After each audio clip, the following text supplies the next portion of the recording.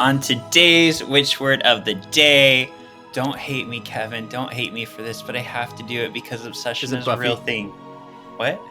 Is it a Buffy word? No. How dare you? So this is a quirky monster-like character, but they're very kind-hearted in nature. She's part of a larger group called the Monsters. Today's Witch Word of the Day is Labubu. Oh. What are these things? I've been seeing them everywhere, but I have no idea what these things are. That's what I was going with, yeah. So they were originally created by Casing Lung in Hong Kong, and the reason why they rose to popularity is Lisa from one of the K-pop bands had it on her purse, and so now they're just crazy hard to get. But I got this one today. I see, everybody's got one now. Yeah, they're the new Furby, you know. Right. And you can also get fake ones like this one that's totally fake, but I'm gonna dress them up for an uncanny experience. You could have told me it was a real one, and I wouldn't have told the difference. Never. It's a real one, Zach. Yeah, I've learned all about this on a Vegas weekend. It's the first time I ever encountered that. You need your own Labubu. When are we gonna? I need a Labubu now. Yeah. Since Vegas, Kevin, I now own 4, but 3 of them just need to come in the mail. Okay. Well, there we go. Word of the day.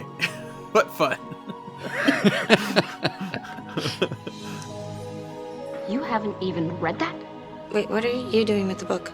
So he has the confidence to finish the story. Hear now the words of the witches. Can you hear the words of the witches? Yeah, the words of the witches. Welcome to Words of the Witches, the Charmed podcast that will guide you through the lesser-known published lore of the Charmed universe. In this night and in this hour, we call upon our fanboy power, bringing education and stupefaction to all of you. Together, we will use our knowledge and reverence abundantly, but also find ourselves sassy and delightful. Which is why we will truly be charmed. All right, spell worders, welcome to Words of the Witches, episode 149. I am Kevin, your resident Charmed resource. And I'm Sean, and I'm your blossoming Labubu expert. Oh my. And we are joined by a wonderful person here, Zach. Hello, welcome. It's great to be here. I'm excited. We've been DMing back and forth for a little bit now about doing a little something, so I'm happy to finally come on. I didn't even know these magazines existed, and so I was having a time going through them. I might have to get the files for the other ones from you. Yeah, I mean, it's a journey. They came out from 2004 to 2008, and it started while the show was still on the air, and then afterward. But it's fun. I should have known because I knew about the Buffy ones, and I remember seeing the Angel ones. They would always be in the bookstores and stuff like that. Yeah, see? That would make me cry though. Yeah, this company, they made one for every single show. Was it exclusive to WB, do you know, or did it go outside of that? A lot of WB shows, but they did Star Trek and things like that too. So Zach, tell us where we might have heard you before. You probably wouldn't have. You probably don't know who the hell I am. I've been making YouTube videos for a while now, but I more recently am on Slayerfest 98 a little bit more often, and then I have a podcast with Ian Carlos Crawford, the host of Slayerfest 98, called My Bloody Judy. It's a horror movie sort of gig, and it's fun. You can search it. Yeah, Ian has recommended you to me because we have talked. Oh, has he? Yes, that's kind of why I reached out to you. Yeah, because he doesn't know Charmed as well, but he did have a cameo appearance in our Charmed musical that we wrote. I did hear that. Yeah. Yeah. So it's exciting. So what was your Charmed journey like? How did you discover the show? Goodness, it's one of those things. I'm huge into Buffy. Buffy is just my number one. It just happens to be. Understandable. But by association, I loved that sort of genre. So then Charmed, I figured out Charmed, and I my dad was in the military, so we lived overseas for a good bit. When I was younger, and when I came back to the States, they only had like TV was like weird over there. We had like one American channel, and it was hard to find anything to watch. So when I came to the US, I remember I would stay up till like 3 a.m. just watching everything that would all the American TV that I was discovering, and I think Charmed was one of those shows. And I don't remember if I watched episodes as they came on first or if I watched the TNT reruns first, but I know that I would often skip school to either watch Angel or Charmed on TNT, because if you watched it in the mornings, they were in the mornings, right? So like if you watched a Charmed episode on TNT in the morning and you had to go to school and you missed, the next several that were right after that, you wouldn't know what the hell was going on. So, obviously, then I just needed to, as this magazine points out, buy the DVD seasons, and so I would like save up my money and I would buy. And I think I made it up to 4 seasons by the time I hit 18. So I think it came more towards that, and it wasn't until I was like maybe 16 or 15 or 16 that I did like a full watch through. I found like all the episodes online and did that, but I think I started in season 4, so I think Paige was already like one of my Charmed ones before I ever went and watched Shannon. But then I was a big fan of 90210, so I knew Shannon from that as well. So I never fell into like the fandom that liked one or the other for a good long while. Just loved all of them. Yeah. Even though Paige is better. No. Wait, which ones do y'all like? Who do you have a favorite, Prue or Paige? Yeah. My favorite sister is Prue, and Sean's favorite sister is Paige, so he likes to tease me. And I'll be right in the middle. Well. We'll just right in the middle of this menage a trois, so we're good. Yeah. And both Shannon and Rose, as people, have been very supportive and lovely to me. So I do love that. just- I love that. They're such icons of that sort of era, right? It's I don't know how you could like one instead of the other. I guess you should just love both of them equally. Exactly.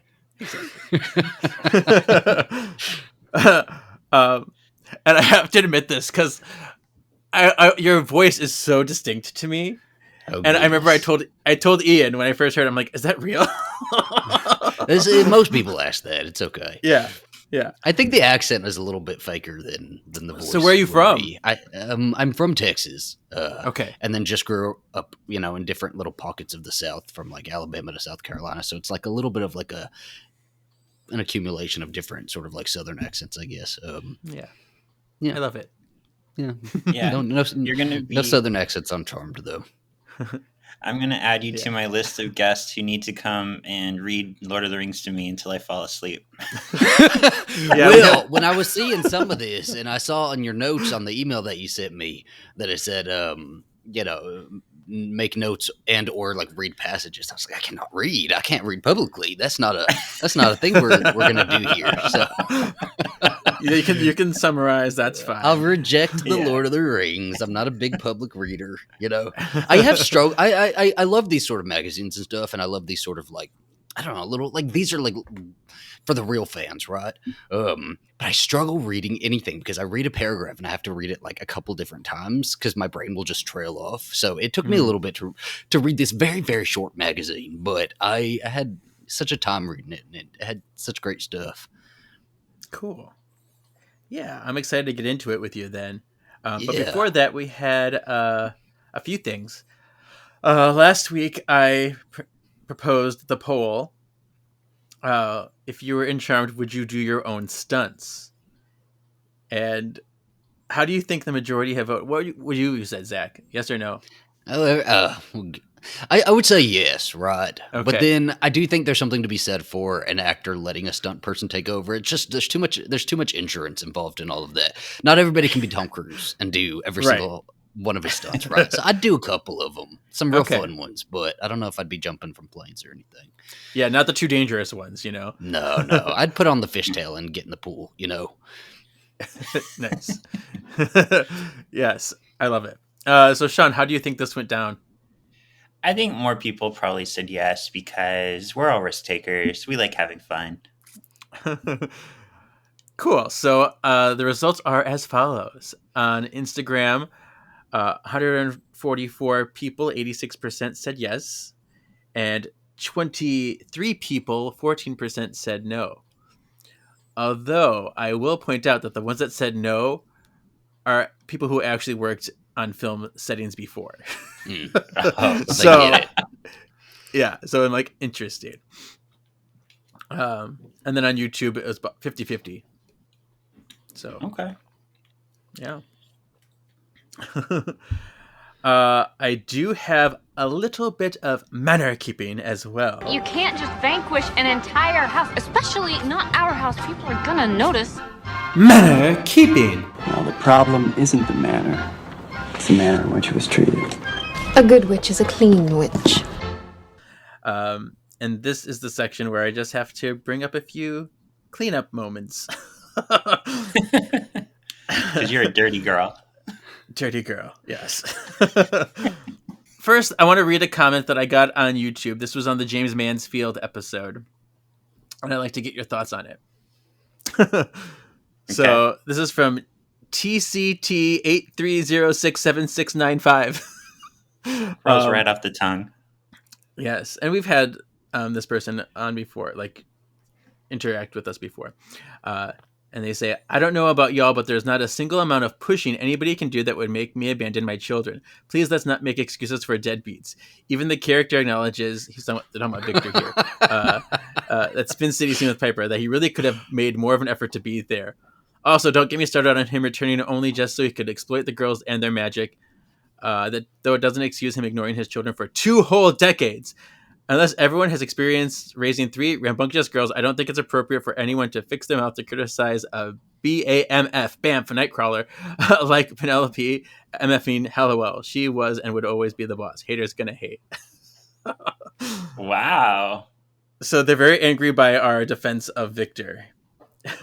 How do you? I also don't like Victor. Feel? Okay. So I wrote that one. That was me. Yeah. So, yes, which is just fine. So How do I feel? Yeah. Just like that comment said. That he Okay. was a deadbeat. Okay. And we kind of defend Victor a lot on this podcast. So what are your thoughts, Sean? So I will agree with them to an extent with the original Victor actor. I think if he continued to be Victor, I would go more along the deadbeat path. But with what's his name? I forgot his name in real life. James The Reed. actor. James Reed. I think James Reed brings like a warmth and kind of a sadness to it, where it's interesting how Victor doesn't show back up in their lives until Penny's dead. And I think that's very telling because she was keeping him away. So I think he could have been stronger in like battling her and trying to be in their lives, but I'm not going to fault him like too much for that. Right. That's kind of how I see it too. And I didn't want to imply either that I don't like Grams because I think that episode we're like, ugh. But because she is and will forever be the badass, admirable, wonderful force in Charmed, like she is. But I still don't agree that Victor was the trash that a lot of the fandom sees. Because based on what I've witnessed, at least with James Reed, it's I know. Based on what I've witnessed, it's a father who lost his wife, who wanted desperately to be with his girls, but felt very powerless against the likes of Grams. So, and I think it's fine to disagree. I think we all interpret it differently, but I just saw it totally different, especially when he said things like, you know, I fought hard for you. Your grandmother, they insinuated that Grams might have put a spell on him to keep him out of the house. And there's a part where in Cheaper by the Coven where she's like, you weren't around. He's like, you wouldn't let me. So there's something there that we are not privy to exactly. And I'm like, Yeah, I think it's fair to say neither of them was 100% right or wrong. They both did stuff that's a little shitty, but they both did the best they could with what they had. So I'm not going to sit here and defend either one, but yeah. Yeah. There you Well, go. and, that's the great thing about the show, anyway, is that all the characters are pretty nuanced. So, like, it's fun to throw jabs at Victor, but Of course. like you were just explaining, it is a very nuanced situation, and when you're going up against this matriarchal family full of witches, I don't know if you really stand a chance, but I still would call him a deadbeat. He could have found somebody to help him out. He could have done more, and he has admitted that. He's like, he could have Yeah. done more, even though if there was forces working against him. So, yeah. So that just kind of fun. Yeah.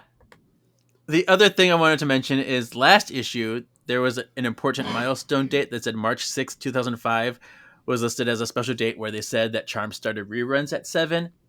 And I kind of misinterpreted what that magazine was telling us. I didn't get it. I'm like, what? But I looked into it more, and this was a period where new episodes were not coming out, and they were just showing a rerun, a season 7 rerun, the hour before Charmed would normally be.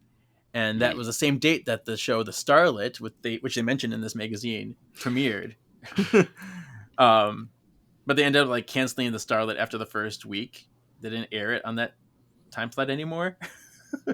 So it just goes to show they failed in Charm slot when they thought. Did y'all ever watch that one, The Starlet? No. Not Do you really. even remember it? the Because I commercials. have no recollection of that even existing. Yeah, I think I saw it in passing, but it's so like it didn't last. It wasn't popular. I looked it up. There was like 6 episodes in it. I don't know if they aired ever. If they did, it was not on Sundays. It was some other time when they aired them. R.I.P. The Starlet. Yeah. All right, so let's get into this issue. This is Charmed Magazine number 5 with the big headline, All About Paige. Yay! Yay! This was the July-August 2005 issue, published May 24th, 2005. And the editor was Kate Lloyd, with designers Emily Norris and Simon Christophers. And then writers Karen Anderson, Tara DeLulo, David Walden, and Ian Spelling. So today we'll be talking about Rose McGowan, Rose and Bloom, Set Magic, where we talk about the 150th episode, Oded Fehr Arzanki. Ooh. We talk about top 10 charmed transformations. Joel Swetow, our alpha avatar. Nancy Solomon, the script supervisor. And then our typical Ask Brad. So that's what's on the agenda. So Sean, tell us about the news. The old charmed news. Hubble Bubble News and Trouble. So this magazine came out just after the 150th episode wrapped. So it talks a lot about the party. There was cake brought in. There was like this amazing like buffet brought in with like all these meats and stuff. It sounded pretty awesome. But it talks about how the real star of the show was Holly Marie's son, Finley, because everybody always like gushes over Finley. And Holly talks about how she always gets Finley back from his aunties, Rosie and Alyssa E, with like makeup all over him or like his hair done up in a mohawk. Yeah, so she tries not to let him out of her sight. And it talks about how like tight the schedule was, because like right after the party, some of them had to go do photo shoots and then start filming a new episode, because episodes, we hear a lot in this issue, episodes are 8 days to get an episode done. Yeah, so very tight schedule. Let's see, so this was a lot about the party. It talks again about how Brad Kern, he's an asshole, but he like knew from the start like how it would end. So it's just more about that. And they still don't know season 8's coming. When we get down to like the cast watch and what they've been up to, Alyssa was working for the tsunami relief effort. Tsunami. On stage at the Music for Relief Rebuilding South Asia benefit concert in that February. I love this next part. She's a nerd. I love her. She's such a nerd. She was at the PlayStation Portable North American launch party. Yes, mama. Such a specific party too. So many of Right. those celebrities were doing the PlayStation launches at that time, and like Yeah. the T-Mobile sidekicks. Those were my favorite like celebrity photos. It's So from like, those put me in your parties. video game. Yeah. Oh, she'd be good in a video game. Yeah. She was also at that time voicing a dinosaur in Dinotopia: The Quest for the Ruby Sunshine, the movie. Nice, simple Amazing. title. And she did that with Michael Clark Duncan, Jamie Kennedy, George Segal, and Malcolm McDowell. She's also, this was pretty cool, in 2005, she was a nominee for Favorite Television Actress for Charmed, and she was up against Hilary Duff, the Duffinator, Eve, and Raven. Right. That's Amazing. crazy. Did Hillary Kids' win? Choice Awards. Does it Do say we who know? won? Oh goodness, yeah. It's long ago, but I can't imagine she would have stood a chance against Miss Hillary Duff at the time. I know. Especially, it's 'Cause, like- crazy to think this is 7 years after the show has been on the air, and she's still like up against the Duff. That's wild too, isn't it? Is that she's like, y'all, they're inviting me to the Nickelodeon Kids' Choice Awards to get slimed in the face, but I'm doing tsunami stuff, tsunami relief efforts. I was like, I'm a grown Every up other next, day. next to all these It's children. such like a Yeah. Right, she's well balanced. Like Tsunami Relief, go like unveil the PlayStation Portable and get slimed in the face. I will say I didn't see Hillary Duff doing tsunami relief unless I missed No. it. I don't believe she was. So Take that, So Duff. she was at Usher's party too, somewhere in there. Oh yeah, that's right. Yeah. So random. And then Rose McGowan was seen at Peter Safran's post-Oscar party in Beverly Hills. It talks about, again, how she was shooting as Anne Margaret in the new Elvis miniseries. Dorian Gregory, he was balls deep in his new stint on Soul Train.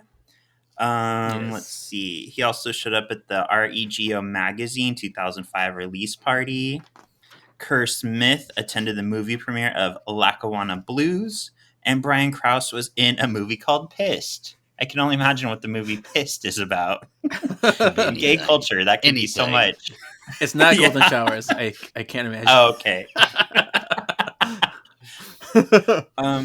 I don't know if you've heard of this, Kevin. You probably own it. There's this beautiful spirit board that's a replica of the show. do you have it? No, because it's so ugly. I have a better one. Wait, what does it look like? Hold on. I'm gonna look it up. I just know how to push Kevin's buttons, and I love doing it. I mean, it's adequate if you need some kind of spirit board. There are worse ones that were made. I'll give it that, but it's not 100% accurate, not even close to what was in the show. And so I'm like, stop selling this like it's the end all be all. $249. It better be accurate. It better be some kind of accurate. Yeah, Fails. It fails. it fails. I trust you. I trust your expertise. Yeah, famous last words. Yeah. And then also, lastly, there was a new Charmed album that came out in 2000. Oh, one of them came out in 2003, and then a second one came out. And they really wanted to, Treadstone Records, this was decided by a man. He decided This that one. he wanted to make it very girl power. Oh, there it is, Charmed. Hi, Is Charmed. that it? This is the one they're talking about. What yeah. does the first one look Okay. like? I'm guessing you have that one in your hand too. This is the first one. Okay. I like that one better. Yeah. Can you Yeah. show us the spirit board next? What that looks like? Do it. I want to see that. I could do. I should just be on for a whole episode of you just showing me everything. Right, You got I mean, in that there's so room, many 'cause things. I'm in love. That's the fake one. Yeah. The other one's underneath all the DVDs, so I can't really get it. That's Okay, okay. okay. They But were also this is the talking final about one. the season 1 release in this. I noticed, and it was Yeah, wild the to me that that Alyssa Milano like commented like finally they're releasing it. And I went back and did little bit of research. So this was what 2005 that they were releasing it. Well, Buffy season 1 was released in 2002. Seventh Heaven was released before Charmed. Dawson's Creek was released in 2003. So what the hell took them so long to start? Because season 1 by 2005. Mhm. That sounds Yeah. wild. I was waiting and waiting. I would always see Buffy DVDs in the Targets. I'm like, okay, what's going on? They needed to pace them out because these bitches were expensive. These DVD They were. seasons were like you could buy one every 6 months. But yeah, we've got Rose and Bloom. I guess this is me. This is my go. Yeah. Yeah. Okay, so this is where I'm gonna really like chop up because I'm not all that Sure. good, but I got notes. Yeah, Rose and Bloom. So Rose loves the power of the three blondes. They say that's her favorite episode, even though a little bit later in the five things they mess up. Yeah. Because she thought the blonde ladies were a hood. Yeah. She did not like Oh My Goddess because she hated the togas. She just didn't like it, and she hated Nymphs Just Want to Have Fun, which I do too. I think it was terrible. Oh my gosh. It's such a terrible episode. I love that we have multiple references of how terrible the episode is throughout this magazine as well. They really did let us know that they were in on that. They understood. And I didn't realize it until after, like when I watched it like a year ago. Like, oh my gosh. She says that dancing around a guy playing a lute, she wanted to kill herself. And you know what? Us too. It's very dramatic. Yes, it's a very perfectly Rose. She's gotten better at memorizing her lines throughout doing the show and can get 10 pages down in 30 minutes. It's just wild because I can maybe get a page down in 30 minutes. I don't know. You might have to test me on that. She likes working, but she dreads the exhaustion. And after Charmed, she's too tired to make movies. And movie timing just never works out during a season hiatus because there's always overlapped with, filming Charmed. So she's never, they ask her if she's able to do these, if she wants to go out and do movies, and she says she does, but then she just doesn't. Right? It just never works out for her. She's like working up to 16-hour days during this time. There's no time to do movies. You got Alyssa Milano doing Dinotopia. She can't do more than Dinotopia. She would like to do a Donnie Darko or play Clara Bow, which is the world was robbed of her not playing Clara Bow. I think. Oh my gosh, that would have been amazing. Wonderful. People meet her and they tell her she's so much different than Paige, and Rose is like, yeah, because she's a character. Duh. She won an orb in real life, and I mean, all of us. And 5 things you never knew about Rose. Rose Jane McGowan was born in Florence, Italy, and traveled around Europe in childhood. There's no cult mention here. No, right? Children of God. Yeah. I just re-listened to her book not too long ago, and I'm seeing a lot of things missing from this. We'll be covering Brave on this podcast next season. Perfect. Yeah, because oh my she's gosh, got 2 Boston Terriers named Bug and Fester. Did y'all watch her little? She had a little special on the Animal Channel, Animal Planet, whatever, all about her Boston Terrier. She did a whole episode about it. Oh, I love that. I didn't see that. It's real good. It's real good. She debuted in 1992's Encino Man, and her favorite Charmed episode is Charmed Noir, which is not what she said earlier. So they're putting words in my girl Rose's mouth. She's a bit of a singer and songwriter, and would one day like to release her own album. She did that. It was Planet 9. An opinion. It was a thing. It happened. It was very trippy. It's a trippy kind of album. She's an alien. She's an alien. We can't understand her brain. Yeah. And she's worked as a waitress and an assistant at her aunt's beauty salon. So those are 5 things you didn't know about Rose McGowan. Yeah. And I love that she was in the movie with Brendan Fraser, and then she did Monkey Bone with Brendan Fraser. Yes. I didn't like that movie at first, but now I love it. You just have to watch it more than once. It's so crazy. And I recently talked to her about her cat character, her cat girl lady. Like, how many times have you met up with her? I don't even know. Do you know? Do you come up with about a 5. question to ask her before you show up to see her? No, I should just say, hey. I don't really ask a question. You didn't be digging in, Kevin. Dig in. I know. Yeah, last time I saw them all, I gave them all a copy of the Charmed musical script. So I wrote little notes in them and gave it to them. Oh, that's fun. Yeah. So and she read it and she's like, oh my gosh.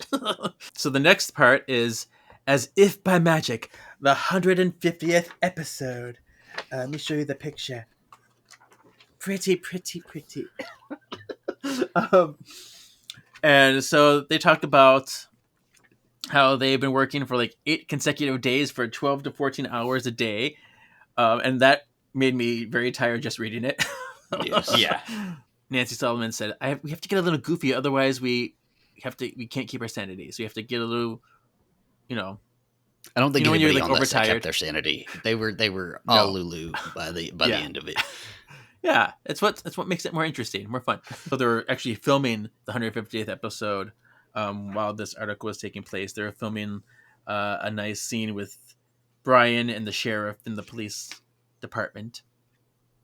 And Jonathan West was going over the lighting. He's like, this is the difference between beauty lighting and demon lighting. And we have to use daylight as much as we can. But then if the daylight goes away, we have to artificially recreate it. Stuff. Michael Grossman is directing this episode. This is his second episode after Charmed Noir. And because he's kind of new to Charmed, he relied on the actors to tell him the history of their characters. It's like, I talked to them. It's great. They talk about filming Leo's fall off the Golden Gate Bridge and how it was like a 3-step process. And first, they filmed Leo lying on top of a green screen while a fan blew on him. So it's like, then they filmed Brian jumping off a platform into some pads, and then the stunt guy is hooked up to a crane and a wire, and then they like do like a convincing splat down. They like have to slow it just before he gets impact. Like, all right. And then they like blend Brian's face with the stunt guys in post in the editing. So They yeah, gave us Michael all the Huggins. details to that. I really appreciate it. It was so interesting. Yeah. Mm-hmm. Michael Huggins was the stunt guy, I guess, so you won't ever see his face, but now you know. And it said Peter Chomsky would sometimes be editing an episode just days before it airs, which is crazy to me. Mm-hmm. And then they said that Carpe Demon ran over time limit by 5 minutes, and they had to cut some dialogue in the scene. So they had to bring Rose McGowan in for ADR to literally just say, well... a word! And it's like, I think you're already on set, I guess. This woman don't have time to do a movie in the summertime. If she's got to go to ADR one word. Ain't no way. And now I'm curious what they cut. I want to know what the rest of the scene would have been like. Yeah. But yeah, that was funny. And then just go like, everyone is like a family on set. We love each other. Well, that makes sense if you're like with them for 8 hours or 8 days a week, 16 hours a day. Of course, you're gonna get a family. Yeah, that's like not chosen atmosphere. family. That's forced family. Yeah. So there you go. Cool. So would you like to hear the truth or fair about Oded Fehr? Oh my gosh, tell us about Zanky Tell me all Poo. about Odin. Oh my god, I'd love to talk about Oded. So he graduated from the Bristol Old Vic Theatre School in England. And later on he talks about, well, he's Jewish from Israel, so he's played a lot of Egyptians and other Arabs. He talks about how he got lucky. He happened to meet Stephen Sommers, who would direct The Mummy. And Stephen liked him so much, he's like, why don't you be, the main villain in my little movie I'm making? So that's, of course, how he got his start. He's also played in, he showed his butt in Deuce Bigalow, Male Gigolo. I need to rewatch that. I had to go look for it. Yeah. I Googled it. You Googled it? It's a nice clip. He's also in Resident Evil Apocalypse. He played Carlos Oliveira in that. And you can't find that in the magazine. They don't say it. I just know that shit because I know Resident Evil. Also, he voiced Dr. Fate in the Justice League. He also talks about he was in a movie with Kurt Russell and Dakota Fanning about like a sick horse and a poor family and helping them get that horse back up and running. But we're here more to hear about Zanky. So he talks a lot about Zanky. We learned that Brad Kern had been kind of wanting Oded Fehr on the show for a while. He wanted him for season 6 and he couldn't get him. So then they developed him for 7 as more of a villain. And Oded Fehr said he was more excited about playing the villain because if he was in season 6, he probably wouldn't have been like this villainous person. He loved playing this with this idea that like, the avatars want to do something that's bad for him and the sisters. So he liked being kind of like the middleman. Like, yeah, I'm evil, but I get to work with the sisters and kind of like fight fire with fire. Of just like anybody else who's been on the show, he loves working with the girls. He said they're professionals. They know their characters really well, but they're also a lot of fun to work with. What else? And I'm always surprised, but I guess it makes sense the way he kind of talks about it. So he didn't know it was going to happen to Zinke, but that's because the show didn't know it was going to happen to Zinke. And the reason for that is they like to keep it loose, like Kevin's butthole. They like to keep it loose. Wait, what podcast is this?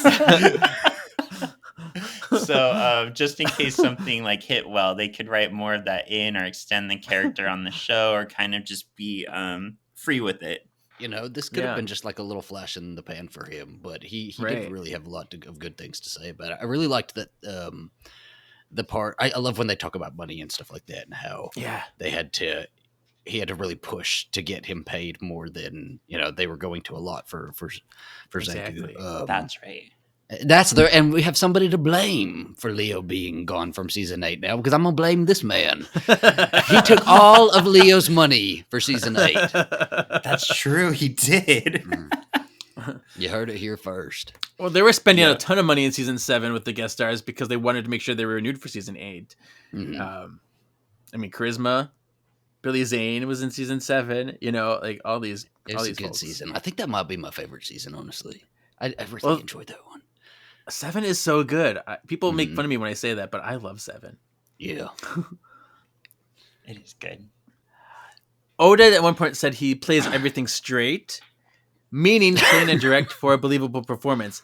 And I bring that up because 2 issues ago when we talked about Kerr Smith, he said he plays everything straight. So maybe we were too harshly judging him because he was talking about a gay character and we're sensitive queer folks. So maybe we misinterpreted when he said straight. Or he knows a lot of gay men were watching this show and he wanted to make sure that everybody knew that he was playing it straight. Yeah, right, I guess. But it sounded like literal douchey as when it I gets. read it. Yeah, And that you're always right, that's sounds probably what he douchey, meant. though. Yeah, that sort of turn of phrase always sounds douchey. yeah. Well, It's just weird when they're talking about a gay character. It's like, I don't know. So maybe we're being sensitive. I don't know. it's okay. We're allowed to be. Yeah, but I want to be forgiving. Okay, go ahead. Leo in perspective. So Leo was born in 1924. I did have notes on the little email Kevin sent me that said, "Do not talk about his entire character history." So I won't do that. We're on episode 149 of Words of the Witches podcast, so I'm sure you've heard it. Born in 1924, so he'd be like 81 by this point. And he's White Lighter, so, you know, his powers include healing, orbing, levitation, and sensing, and electricity generation when he becomes an avatar, and lightning bolts as an elder, which is the coolest one. Memorable moments: marrying Piper in Just Harried, killing Gideon after he murdered future Chris in It's a Bad, Bad, Bad World Part 2, as Shiva, the Hindu god of destruction in A Call to Arms, becoming an avatar in Someone to Watch Over Me. Wait, hold on. My notes went a little wonky. 1 second. Oh, okay. This is where I pick my favorite little Leoism. Yeah. I do love when he says, "Being with her broke the rules, but not being with her breaks my heart." I love when he says the romantic stuff like that.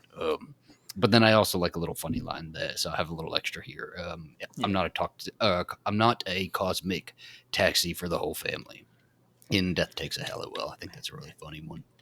And what's funny about that, I think, because both of those quotes you just mentioned were misquoted in past episode quizzes, but they're corrected here. These are the right quotes.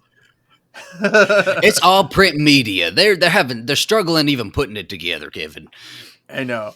So I called it out for being not right before, and now I'm like, oh, good, they fixed it. They did, fixed just them. for you. They knew that you were going to be covering this many years later, and they had to fix it for this issue. Yeah. And then I didn't put this in my file to you, but these are posters. They fell out of my book. So I have a poster of one side, and then we have our Dorian Gregory on the other side. Hi, Dorian. Gorgeous. Yeah. Yep. So that's this issue's posters. So next we have the top 10 charmed transformations. So number 10 was, they call it the Little Mermaid. It's Alyssa as the mermaid. Then we have number 9, Spider-Man. Chris turning into the Spider Demon in Spin City. I love how it says, "Nice to see Chris taking center stage. I wonder how he'd look in Spider-Man's rather fetching red and blue costume." Horny. I know. Then we have Genie in a Bottle, Genie Phoebe. Leo Wyatt, Warrior Prince, when he is the Gladiator Valhalla Leo. We have The Charmed Ones Become Superheroes as number 6. Mr. Mom is number 5, when Leo was pregnant. Dream Leo. Paige becomes Femme Fatale, number 4 in Charmed Noir. We have number 3, Blondes Really Do Have More Fun. Shenanigans. Sorry. What's the shenanigans? They didn't turn into them. Like, they were I just know. stealing their power. I know. It's like, so I feel like the magazine is very lazy sometimes. Like, and then we have number 2, Girl Power, which is the Oh My Goddess transformations. And then we have the 2 Faces of Cole Turner, which I feel like is another cheat with Balthazar and Cole. Like, It's a transformation. It's a it is a morphing. transformation, but it's a cheat because it's like, it's not like special. It's like his entire identity. Yeah.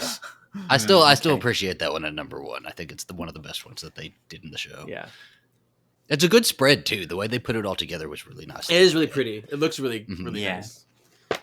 All right, back in black. Let's talk about the Alpha Avatar, Joel Swetow.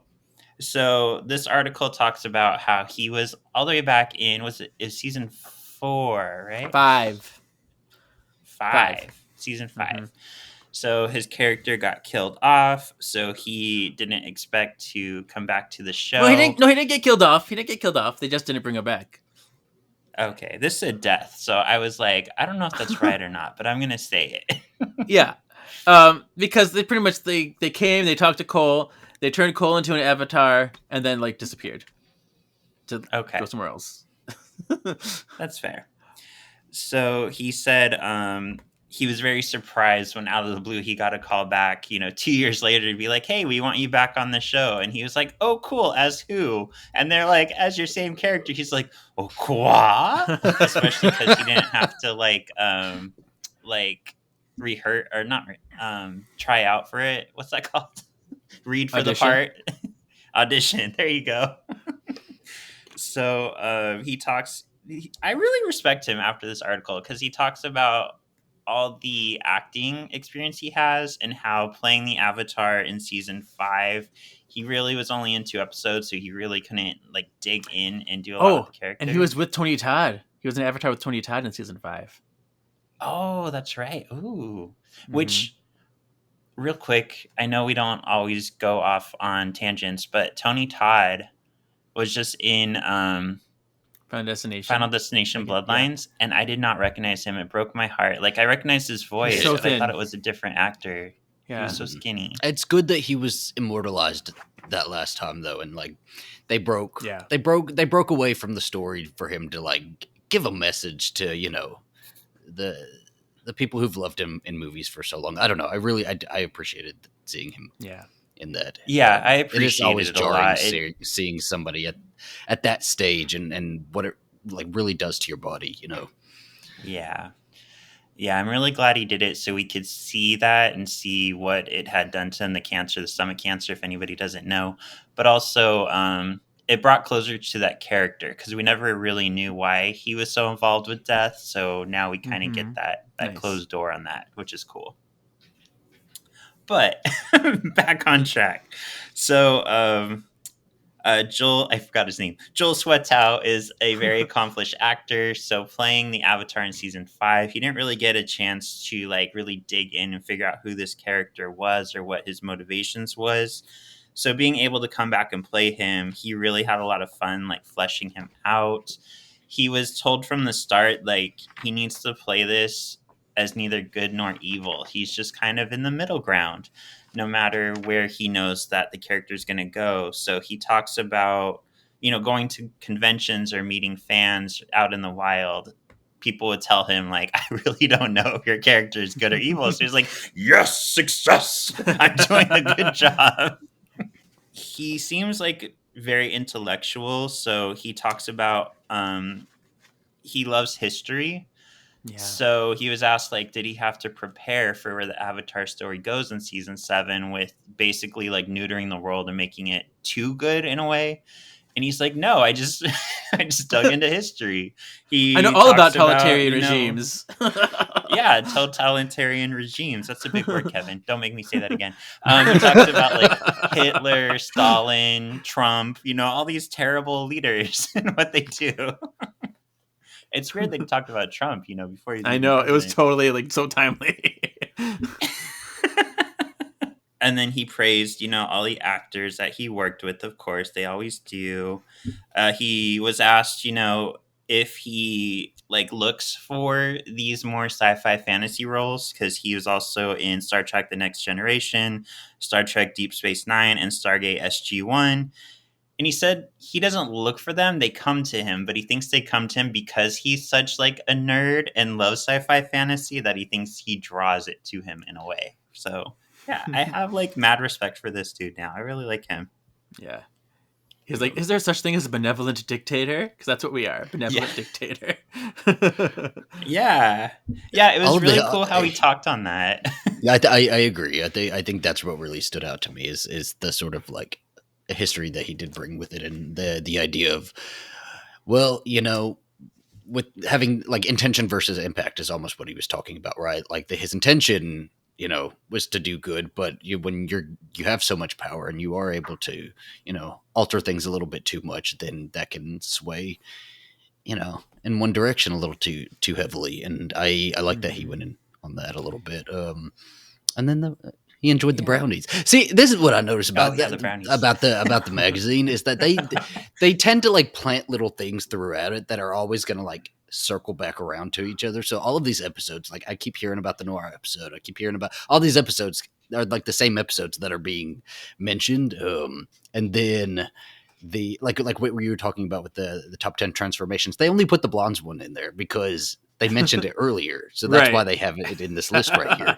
And then the brownies were mentioned at the top of the magazine as well. So smart. Yeah, Sean, read his quote. Read the question and the quote because I think it is pretty funny. Yeah, it says the avatars are not without feeling, but they're willing to go beyond their personal needs for what they see is the general good. That quote? No, the one about the brownie. Oh, I was like, that's not funny, Kevin. He's like, No. you want me to get deep with it? Oh, okay. No, you want me to talk about brownies. Oh yeah. I'm glad you brought this up because it really is the most important part of what we're doing here. The brownies after lunch. To die for. I have to make him more Shakespearean. To die for. It's what I live for. It keeps me awake and coming back. The great brownies and chocolate chip cookies after lunch. And on Fridays, when they have cake instead of brownies, I'm devastated. That's the performance we needed from this. I love this You man. should read the whole magazine. Yeah. Just do It's it all on fantastic. that. Yeah. And he talked about too how they like his trained speech because he has that Shakespeare gravitas. He has that trained, you know, thespian voice. It made got me the think of our experience. X-Men, the animated series actors, because yeah, they all were such good voice actors because of their Shakespearean learnings. Yeah. Alison Seeley Smith. Did I tell you I did Shakespeare?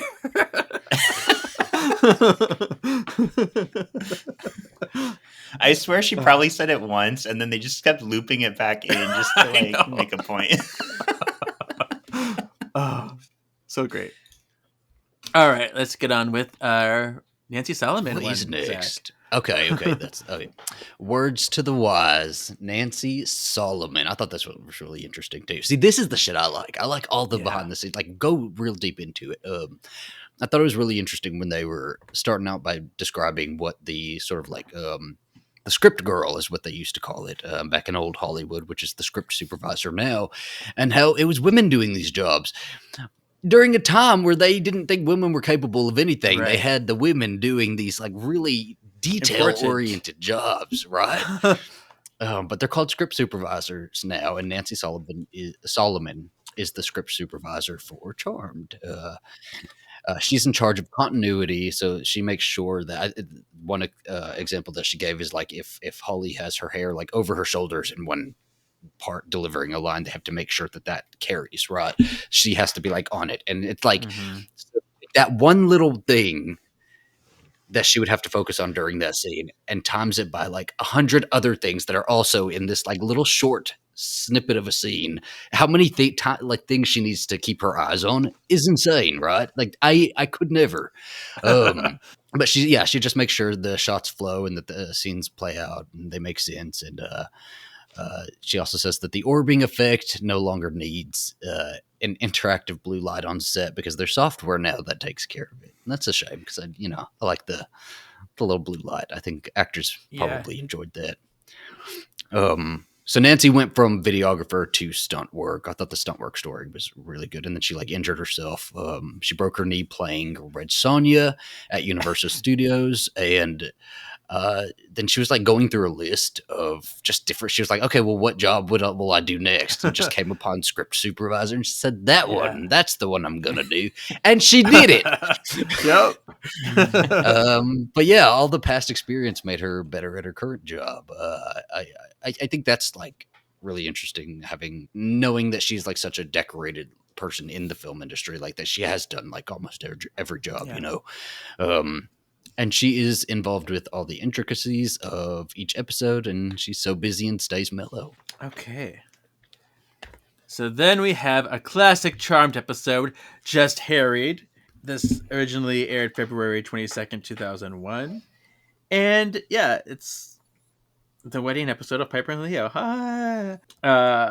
They say reasons to watch. It's, we get to see them married, but also it's the first time we see the whole family together.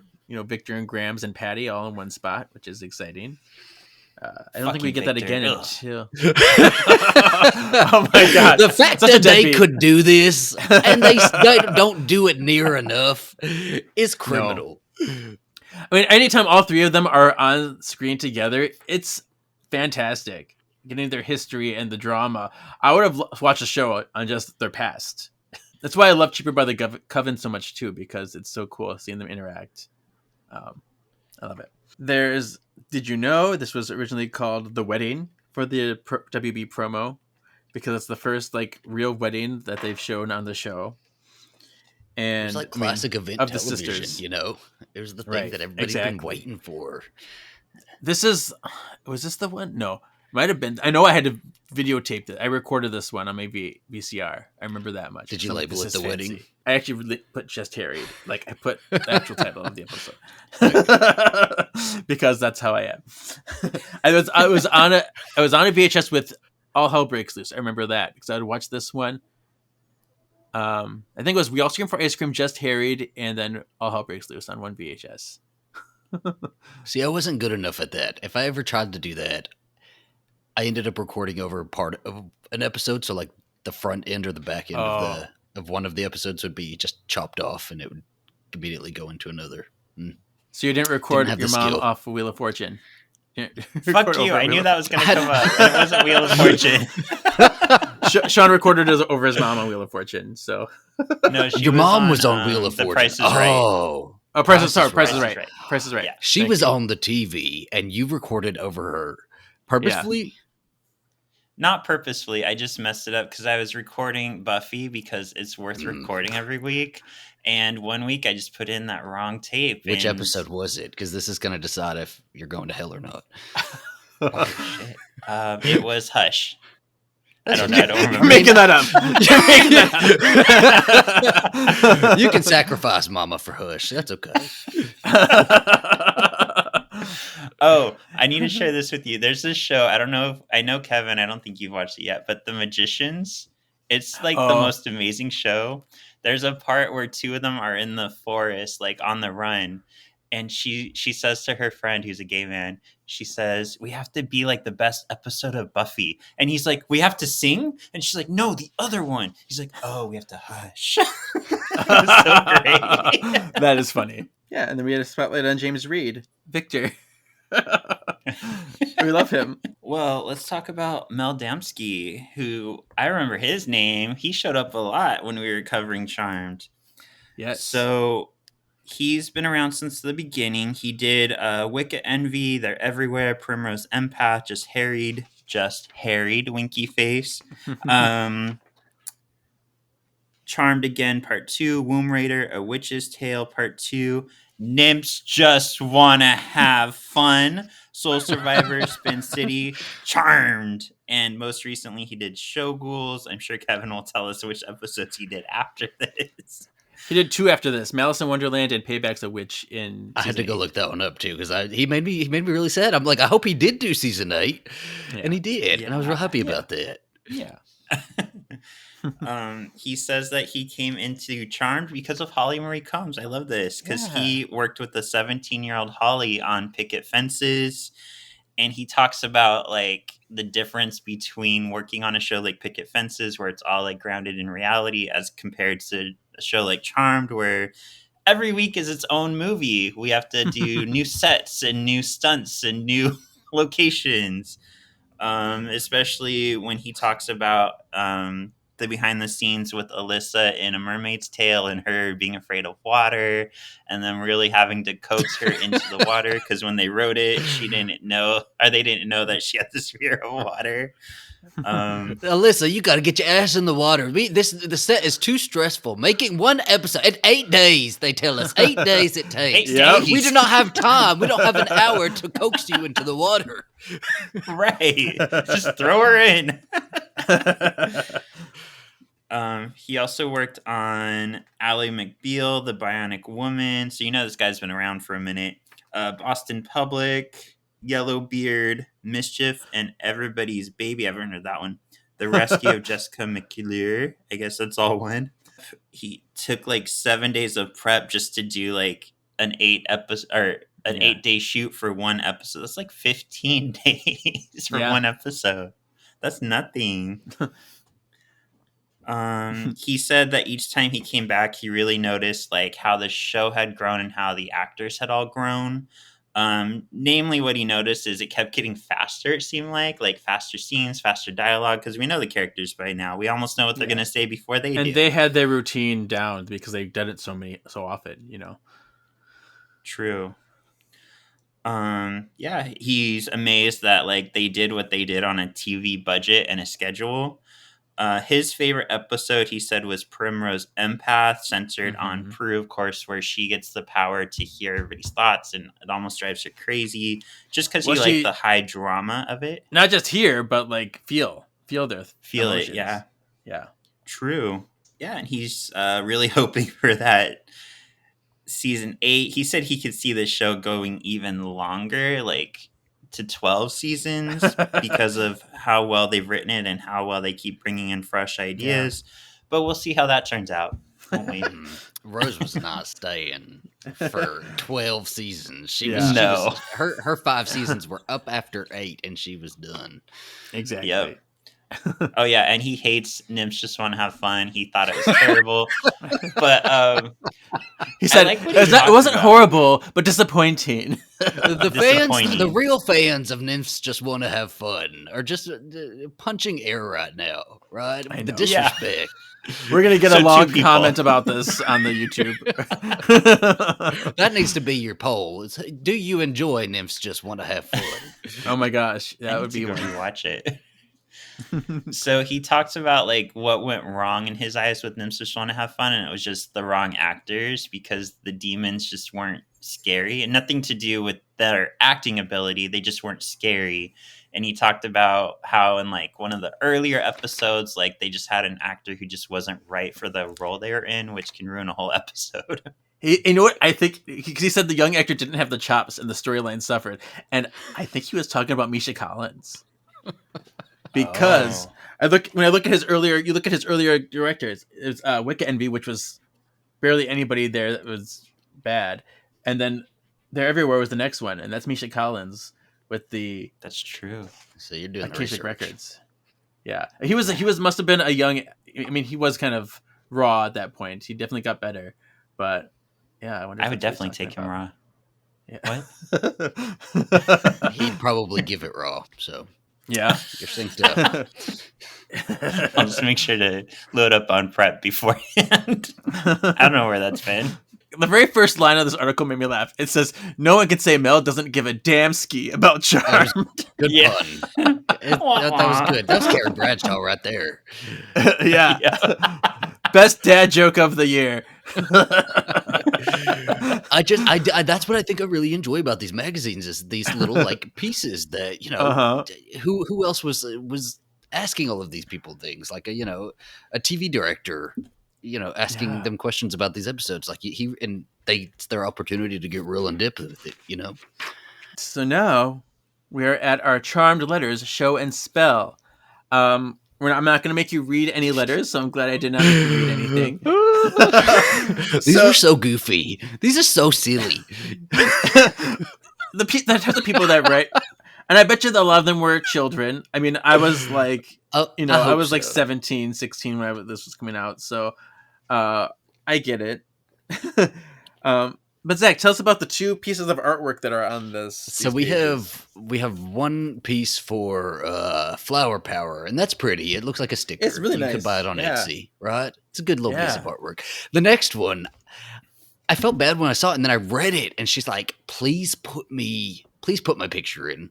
I would really like Holly to see this picture. And I can't even hate on it because I know I drew some crazy ass Buffy the Vampire Slayer pictures.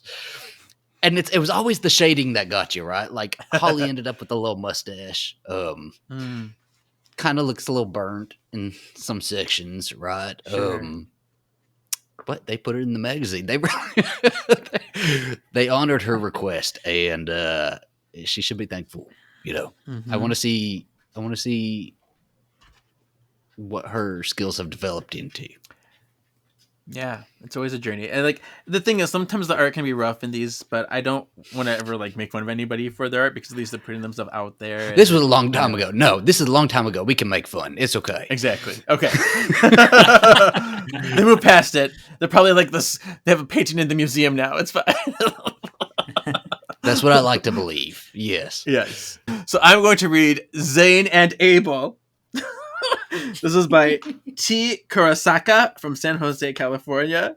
But finally, Phoebe has a cool and very entertaining love interest in Drake. Jason and Leslie were boring, and Cole, well, he was a drag. Billy Zane brings a breath of fresh air to the show and the lives of the Charmed ones. Actually, probably more so to Phoebe's life. Anyway, hopefully the powers that be at Charmed will keep Drake around for longer than planned. Oh no! And they're like, Cole a drag? Leslie boring? Gasp! Okay, we're printed in the catalog. We're putting in the magazine anyway. All right, read us yours, Sean. Other article, by Katie Young from Erie, Pennsylvania. These women hating on women, stop it. I love the show and really like the magazine. My husband got me a subscription for Christmas, which means I'm already a bigger fan than Kevin because at least I have a subscription. I have watched Charmed since the beginning in 1998. I watch it weekly and even watch the reruns on TNT.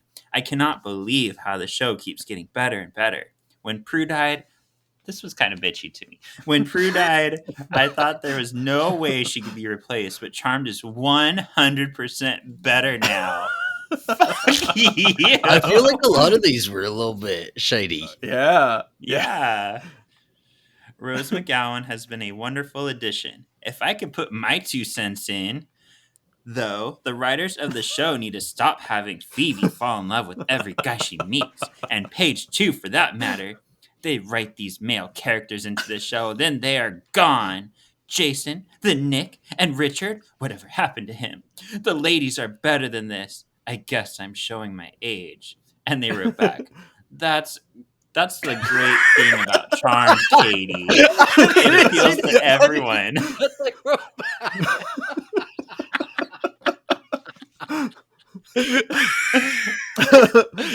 oh, that's perfect. Katie, you know what? You're a star. You speak the truth. Right. Yeah. But we also think that Phoebe and Paige need to find their own Leo, and soon. So they kind of were like, cool story, Katie. Go make me a sandwich. That's what I get from their Instagram. It feels like reading mean tweets. Oh my gosh. It's hilarious. I feel like in any one of these spelling shows, like people are gonna date. Like that's kind of a given. And if they don't, I feel like people would hate on them for never dating and be like, these aren't real people. They're not getting with anyone. And you can't put them with their Leo right away because where else does the story go? The thing is, you're That's never going to part of make the everybody fun. happy. Well, that was People part of the always gonna fun, the complain about romance some of it. You know, I wanted to Mhm. see Phoebe fall in love. I'd like her to keep boyfriends for a little bit longer, but I love to see Phoebe fall in love. I love to see her little outfits and her hair and falling in love. And she always had the hottest kisses. Let's be real. Yes, and the hottest men. Yeah. Well, and remembering back, like season 7 was one of my favorite Phoebe seasons just because they teased right away, like, oh, she gonna have a baby. But then we have to go through and be like, but with who? Which one of these men is the dad? I will say that I think I like the character of Phoebe better. I think she's most herself when she doesn't have a man. But it is still, the romance has to happen in some way or another. I think that was what was so like endearing to me when I was Mm-hmm. younger is that I think a little less so. Now when I watch it with a little bit more of a critical eye. But like when you're younger, you're kind of unspoiled by that, right? So when somebody's falling in love and it makes your feet kick, you like to watch it, right? Like I loved this shit. I loved seeing the romances in the show. And like when Paige comes in, it's a little bit more romance heavy, but from season 4 on. But I don't know. I still think they worked. I don't know. Yeah. What'd you think of Cooper? Cooper? Did y'all like him? Okay, we talked about this before. Coop, I think this is before he got onto, because this is during season 7, so he's not on the show yet. But I love Victor Webster. I think he's a great actor, very sexy. He's giant. He tried to arm wrestle me at a convention. But I feel like his character was very rushed. And they made him kind of a terrible Cupid. He's not very well versed in love to me. So, but I think he is charming, but just not as much as Henry. Henry was perfect when he came on. So that's fair. That's fair. Yeah. I don't know. Yeah, I agree. I liked Coop more after like getting more about him in the comics. In the show, like obviously he's attractive and I liked him, but yeah, I feel like they shot their load on Drake and then they were like, oh, but now we need to put her with Coop. We need to like try to make them like him right away, but it never quite got there. We already loved Drake. Phoebe was hot and she needed to end up, but they had to finish it up. So she needed to end up with somebody hot, and Coop was hot, and so Phoebe and Coop can be hot together, and I'm okay with that. Fine. I mean, they look great together. There's that. They do. I mean, they look like a beautiful power couple. But then they make this fugly ass baby. That's how that happens too. I want to say that is how that happens. I think he was on Sex and the City too, in an episode, and he was real hot in that as well. That's the baby. That's the. What is that called? Actually, that's cuter than their baby. Remember their old man baby in the first issue? Oh yeah. Yeah. I remember laughing about that for so long. Their old man baby. Yeah. So. Oh, good times. I guess now we're into the Ask Brad section. I have a bounty of notes, so I'll let you guys go first if there's anything you want to say. I think, again, like how they kind of like weave their web here, and they talk about it sort of at the top of the magazine and bring it back around here. Or throughout the whole thing is this mermaid show. And I'm always like really fascinated by a spinoff that never came to be. Like Buffy had tons of them, and I was always obsessed with all of those, and we never got any of them. And I was always obsessed with the idea of the mermaid show, and I really wanted it. And they ask him a lot about it, and he's always like, "Yeah, I really think what was the show that got canceled? Superstar, or that's the Starlet." The Starlet. Okay, he's like, "Yeah, the Starlet sucked ass. Nobody liked it. We can't find anybody who wants." Who's able, who's like worthy enough to follow up Charmed in the follow up time slot, and maybe that could be mermaids. Maybe we could develop that.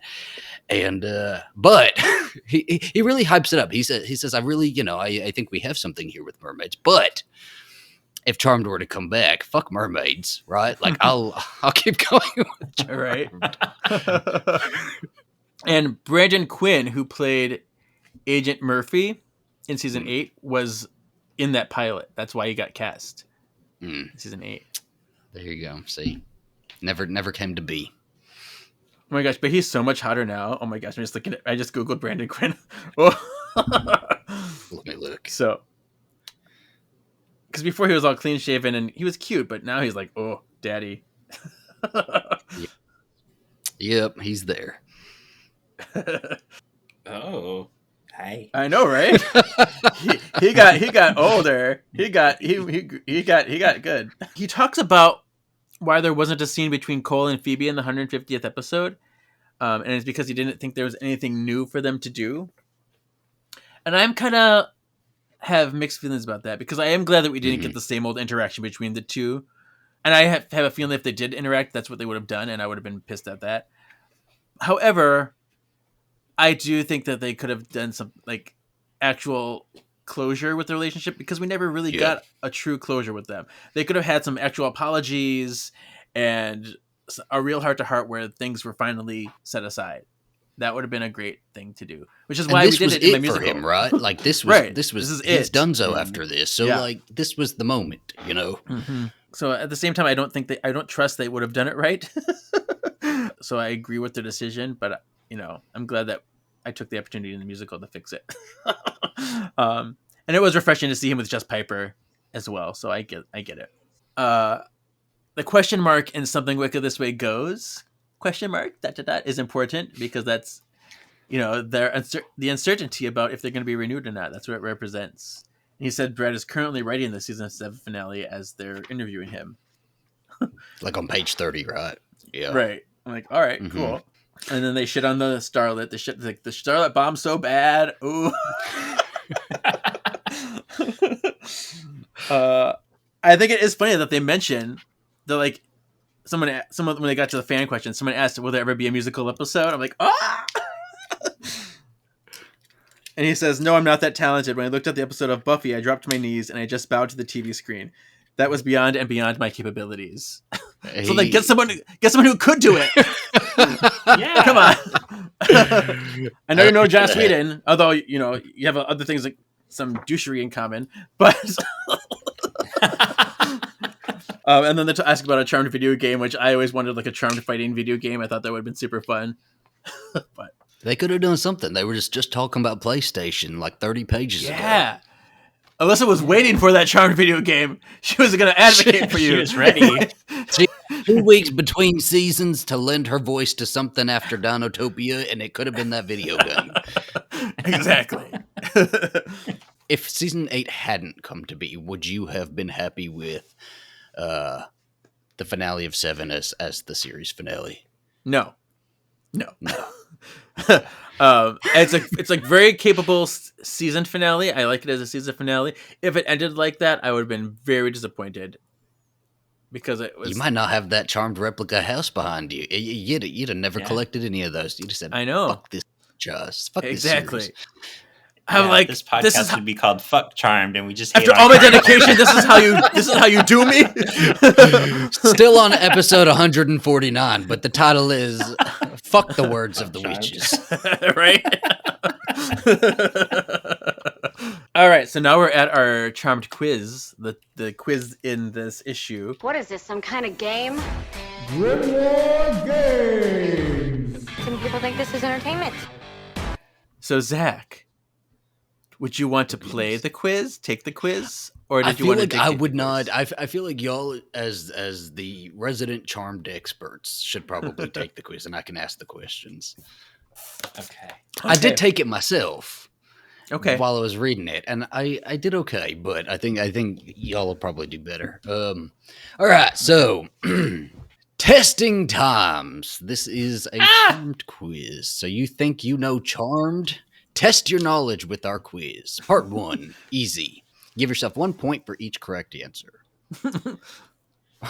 Barbas is the demon of Fehr. There you go. Oded Fehr.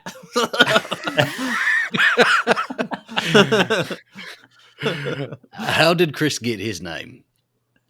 From Leo's father. Oh yeah. Okay.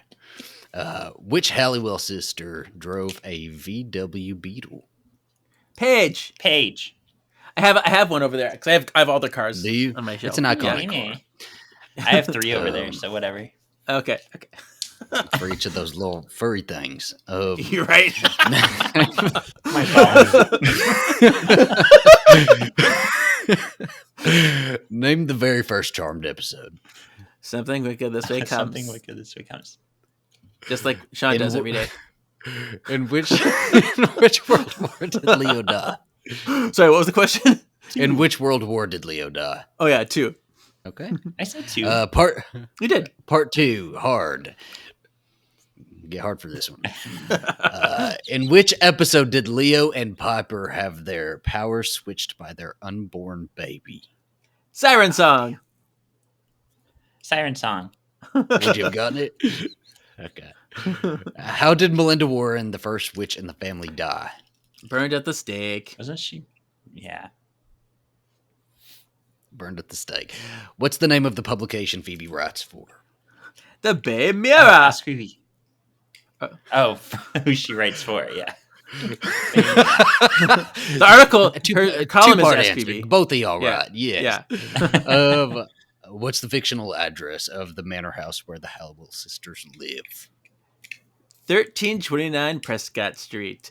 Although they do, if you watch The Fourth Sister, they have a totally different address on their kit.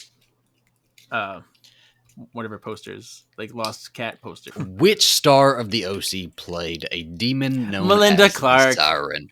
And who? Okay, bonus points for who did she play in the OC? I don't know, that mom lady. I don't know her name. Julie Cooper, everybody. Julie Cooper.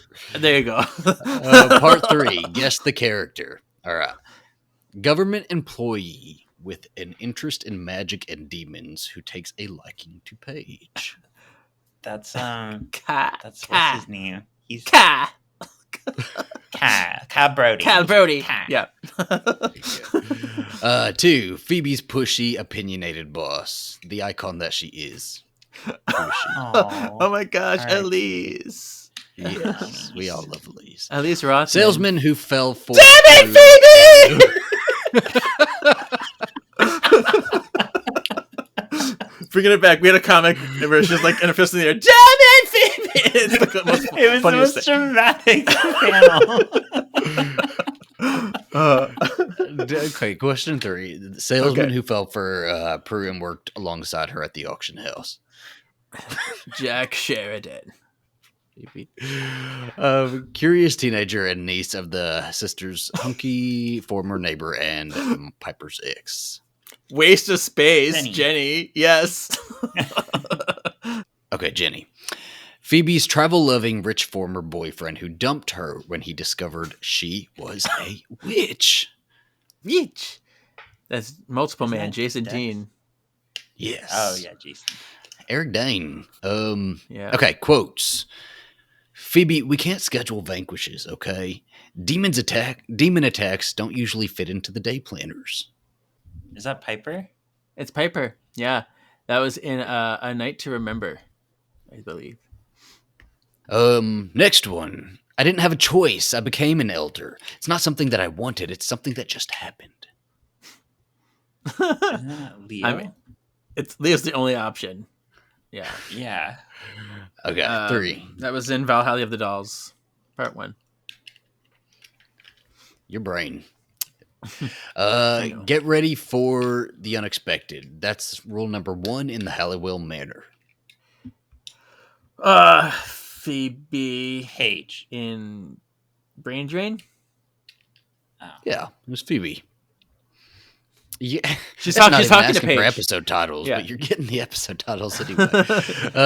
Who's the surgeon who does those boobs? Because they are fantastic. I should get the number for a friend of mine. Oh. That's funny. Unless You she know what, does a Sean? little- I don't know that one. I'm gonna It's say Paige. Leo. Is It's Paige. And Leo that's from- asking about the boob job number. Yeah. You're an elder now, Yeah. and it's time to start acting like one. That's for the greater good, Gideon. The greater good. Okay, part 5. Spotlight on Rose McGowan. So all these questions are about Rose McGowan, okay? Oh, cool. Children of God. Yes. Oh, God. Quiz over. You have passed it. Got all the points in one answer. Yes. Because I don't see Children of God nowhere in this magazine, and I need Right? to. They're trying to gloss what over all the color- hard stuff. They are. Children of who? No. Children read this What color magazine. hair did Paige have when they first met her? Black, brown, black, Brunette, right? dark. Yeah. It's like real dark. It looks Yeah. black at sometimes. But yes, Yeah. brunette. Rose is set to appear in a miniseries based on the life of which hugely famous singer? I'm so tired of Elvis. Elvis. Elvis, let me pee. Keep that pelvis far from She me. is playing Anne Margaret. Okay, which shock rock star was Rose once engaged to? And this didn't age well at all. Oh my gosh, that's Marilyn Manson. Yes. Okay. What was the on and off boyfriend of Glenn? Or what was on off boyfriend Glenn's nickname? For Glenn. Paige? Oh, what was his nickname for her? Oh, Yeah. Noogie. Yes. Oh, Okay. What happened to Paige's adoptive parents when she was a teenager? Make it detailed. they lived happily ever after. A car crash killed Lily and James Potter. And she Yes. orked out. There you go. Right onto the Fire. road with her braces. Poor Paige. Never had a chance. Yeah, and that is the quiz. Oh, that's it. Yay! So I'm gonna do a quick plug though. If people do want to hear about Rose and Children of God, jump on over to Once Upon a Cult because we did a whole episode on it. You did. Mm-hmm. I will be jumping on over there because it deserves to be talked about. Yep. I have put that in my canonical hat. Canonical. So these were things Canonical. These were things about the magazine that were not correct. That is not correct. There weren't as many as other issues. So the first one, they did say Leo was born in 1924, but they didn't give his actual birthday, which is May 6, 1924, which is funny because they put that he was a Taurus. So I don't know how they knew he was a Taurus without knowing what his birth date was. So there's that. And we talked about this briefly. They list his powers with lightning bolts from the elders and electricity generation from the avatars. But no, it was just he didn't get new electricity powers from being an avatar. But no. Not you writing your letter to the editor like 20 years too late. Right. It's like, why did you put electricity generation and lightning bolts as like separate powers? They're the same. We keep getting letters from this guy. The magazine's over. Right. And then I have to go back to page 51. There's a Prue quote in here. Let me read it. It's from Just Harried. Okay. Don't talk to me about being irresponsible, Phoebe. You weren't very responsible when you fell in love with a demon. Wrong. It's close, but it's like, don't talk to me about being irresponsible, Phoebe. Okay, they've missed the okay. It's like, and then she says, they say you weren't, but it's like, you were not very responsible when you went and fell in love with a demon. That's all the words. Who the hell edited this magazine? I know. Fired. I watch They're Just fired Harried from all the the time on my magazine. VHS. I know it verbatim. So yeah, that's it. That's all I have for canonical. Was that Not it? too bad. Oh, that wasn't That's very it. money. Oh, I No, was thinking that I was wasn't ready. bad at all. I was sat down with my popcorn for the rest of them too. Right. Right. I mean, I'll add one. Okay. One. Rose McGowan's favorite episode is not Charmed Noir. She said it was the blondes. okay. Well, actually, Uh-oh.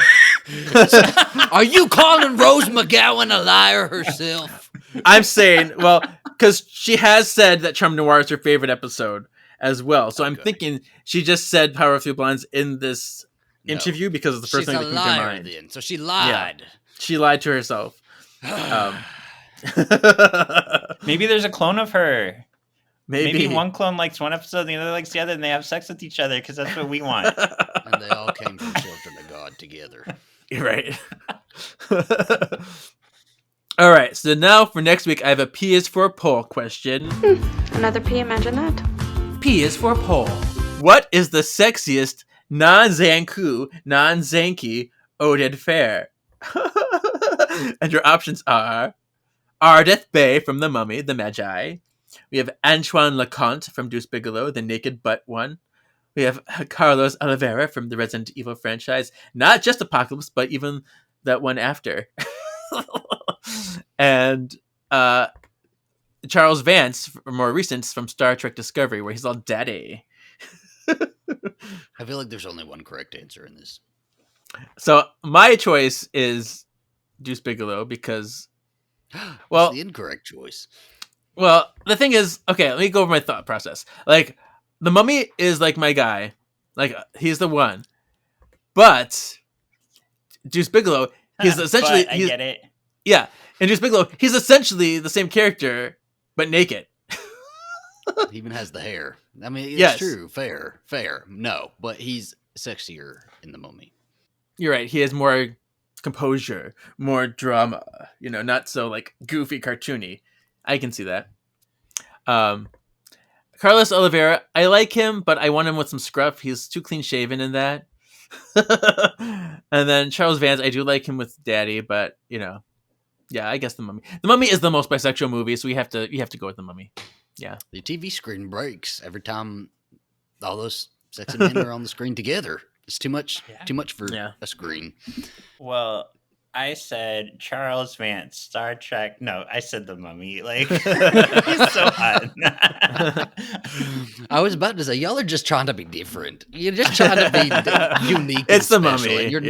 not. It's The Mummy. It's The Mummy. We all know in our hearts of The hearts. name of him in Star Trek. Charles Vance Alvarez. Stop it. You know my weaknesses. So we'll see what the listeners say. Hopefully, I'm sure The Mummy will win, but we could be surprised. Yeah. So next issue we have Adjuma Phoebe, where we talk to Alyssa Milano again because they keep going in the cycle of sisters. Mhm. We have Magnificent Seven, where they talk about all the season 7 episodes. Elder and Wiser. Oh, I get it. Brian Krause. And then we have Be My Guest, where we talk about the top 10 guest stars in Charmed, which probably most of them will come from season 7. Next issue will be the first one that tells you how to make your own very Book of Shadows. They start including Book of Shadows pages in there to make your that's own little really mini one. cool. Yeah. Mhm. So we'll start to get that. And we did it, everybody. Round of applause. Thank you, Zach. Yeah, this was fun. I love these little magazines. So Yeah. yeah, I want to see how to make a Book of Shadows. You have to send me that. Okay. Yeah. I mean, we got all the issues right here. Oh my They're all gosh! over the How place. I figured this was like a 10-issue deal. I didn't realize 24. It was it was a 24 hefty issues. sack. Yeah. Well, okay. So, where can we find you and follow you and listen to you? Oh, goodness. If you search my name, Zachary Patton-Garcia, I'll pop up. But if you search My Bloody Judy, my horror podcast with Ian Carlos Crawford will also pop up. Yeah. Okay, Sean, what about you? You can find me on Shawnee Havoc, and once you see my pictures, you'll pop up. You can find me on TikTok or Instagram, or you can find our other show, Solving for X, an X-Men Task podcast, on YouTube, Instagram, or clips also on TikTok under Shawnee Havoc. Yay! Yay! All right, and then you can find this podcast at Words of the Witches, all the places, Facebook, Instagram, YouTube. And you can find my personal page, KGZ87. The boo boo boo boo boo boo boo. And next week we'll see you. No, not next week. 2 weeks from now we'll see you, Spell Worders. Wait. So next episode is your 150th. Will you be having a cake and brownies as well? I know, isn't that crazy? You should have been making a 150th. whole deal out of this. Yeah. You're right. Next week, I haven't made plans, but I'm like, it is the 150th, and we just talked about the 150th. They made of a big this. damn deal out of the 150th episode. So I should make brownies just for Joel Swetow. If I'm I gonna don't have get a to- meat salad bar, then I'm gonna be so mad, Kevin. I want my buffet. You can have a free coffee bar at the end of the day with the option to purchase chocolate bars as well. I have to Don't light a invite candle. Back. No, we love you. Well, I appreciate you having me on. Yeah, enjoying you and your sexy on our page. So there you go. Yeah, so until next time, Spell Worders, where we celebrate the 150th episode of this podcast, we'll see you. Your destiny still awaits.